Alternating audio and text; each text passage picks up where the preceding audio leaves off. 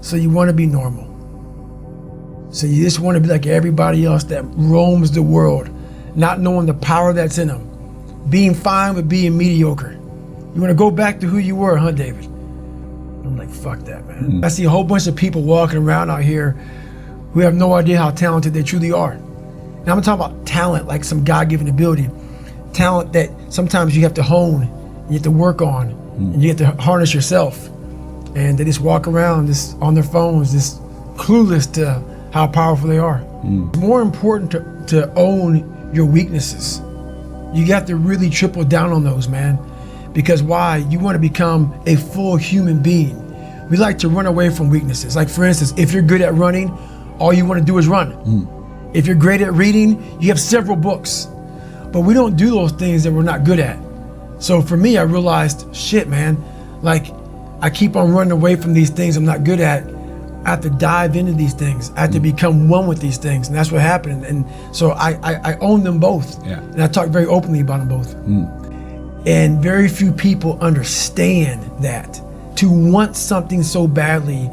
I'm not saying that, because I don't think he believed that he was going to die. I don't.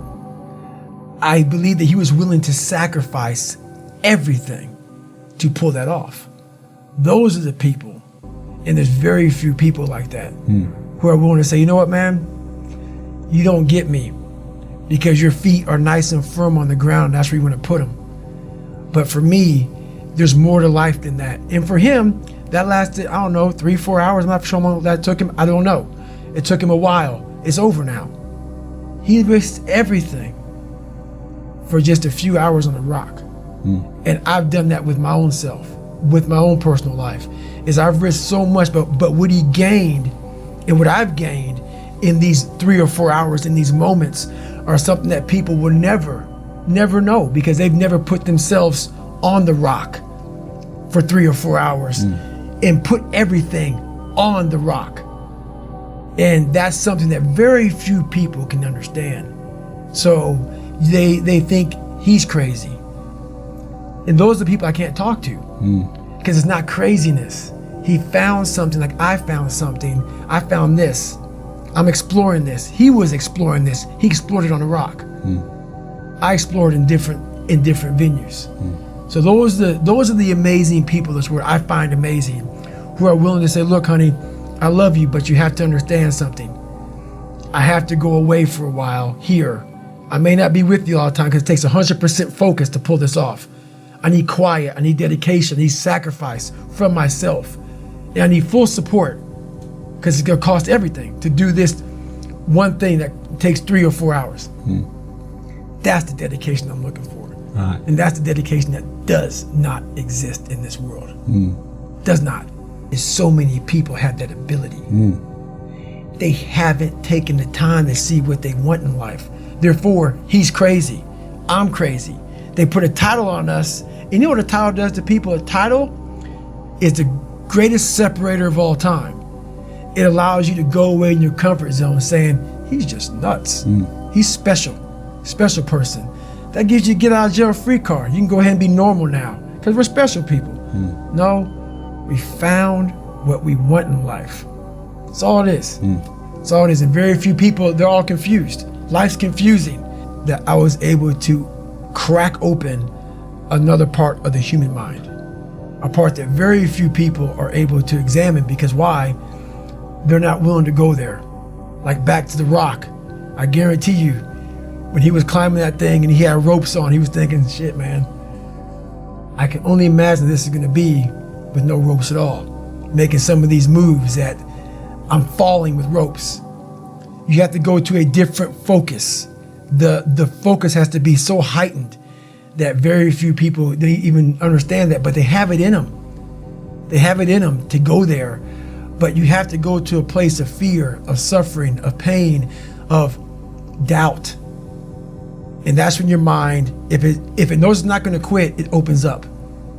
And once it opens up, that's my 40% rule. Once you can open your mind up when it knows it's not gonna quit, it finds more. It finds more focus, it finds more power, it finds more drive. And that's what gets you through the 31 miles. That's what gets him so hyper-focused on that one little nodule to put his finger on.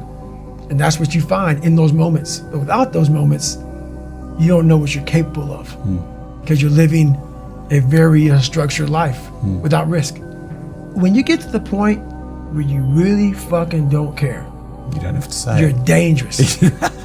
You become very, very dangerous. I'm not saying don't care like, I don't care if I do that.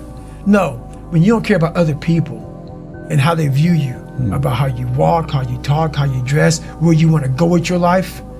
You know, growing up, I didn't want to tell anybody I wanted to be in the military. Because why? Some of my black friends, I was afraid of what they think. You know, why you want to join the fucking military, man? Why the fuck you want to do that shit? I was afraid of what other people thought about me. So now, when I go in the military, I didn't know you want to fucking join the military. Yeah, I ain't tell you because I was afraid of what you thought. Once again, man, you allowed other people to shackle your mind. That right there, once you are able to look at your life and realize that all these bad things are actually the ultimate training ground for what you're going to, encounter in life, you start looking at your past very differently, becoming yourself at all costs, whatever that takes. To be at the point of your life where you don't care about being judged. You can be in a room of 1 million people and they all hate you, and you walk in and you go like this. Not because you're angry at them, because you know yourself, inside and out, and you know that you've put yourself through hell to be where you're at today. You've walked the walk, you've talked the talk, and you've walked the walk. And that's, to me, what it's all about. It's all about putting those boots on the ground and getting after it every day. And once you do that, you have a feeling about yourself that no one can ever take away or even understand. The biggest thing you have to do is shut off technology. You have to go dark. What I mean by that is you have to be quiet in your mind. Get away from people. We love being around people. We love talking. We love parties. We love all that shit. It's okay to be alone. It's also okay to be unhappy. It's okay to be unhappy sometimes, man. It's okay to say, you know what, man, I'm fucked up. So you gotta go to the truth first. Who are you? Get really accountable and say, okay, who am I? What's the truth about me? Get to that dark place in your mind. Figure out, it may take months, it may take years. Figure out your purpose. Figure out what you want to be in life. And then from there, okay, I have my purpose. It may take a long time. No one knows their purpose because it's too loud. Find your purpose. From there, all right, you gotta start planning. People love the planning phase because it's very comfortable. And then from the planning phase, you gotta go to execution. So the execution phase, what we all hate, because that's where the real work begins, and that's when the failure happens, and the failure. So, but that's kind of how you have to do it.